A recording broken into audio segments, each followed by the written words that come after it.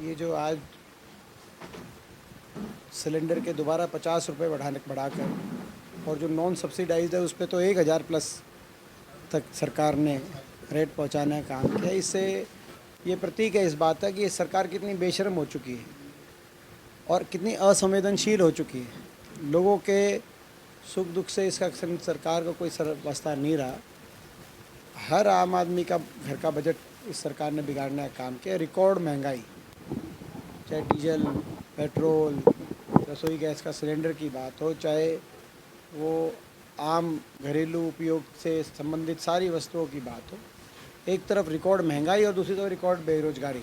हरियाणा की जनता आज बहुत पूर्णतः त्रस्त हो चुकी है और ये जो सिलेंडर की जो महंगाई आज बढ़ाई है, 50 रुपये इसका रेट बढ़ाया है, इसको लेकर हम सड़क से लेकर संसद तक इसकी आवाज़ उठाएंगे। सर, चुनाव आते हैं तो रेट डाउन बढ़ती जाती है, चुनाव जाते हैं तो रेट डाउन बढ़ती जाती है।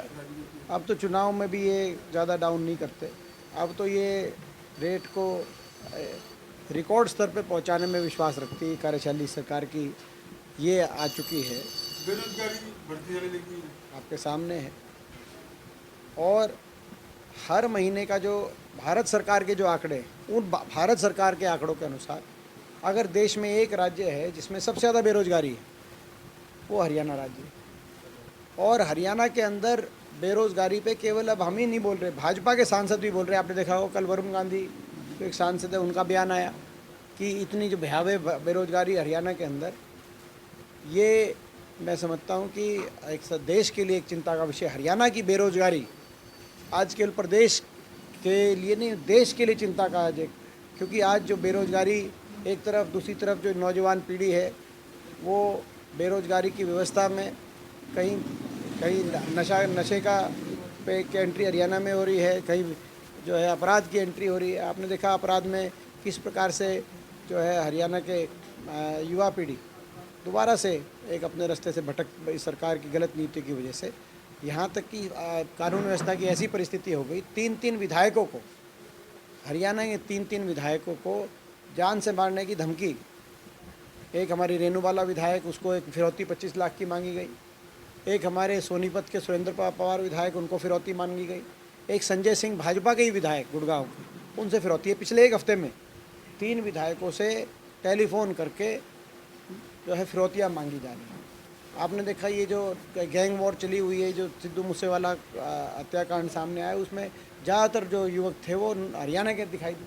हरियाणा की बेरोजगारी की जो समस्या है, इस सरकार ने जो 8 साल में पटरी से उतार दिया हरियाणा को, विकास की पटरी से, रोजगार की पटरी से, निवेश की पटरी से, उसका खामियाजा केवल हरियाणा की जनता नहीं, पूरे देश को आज एक बड़ी चिंता की स्थिति बनी हुई है। सर, रोहतक में जो बरसात आई उससे रोहतक डूब गया।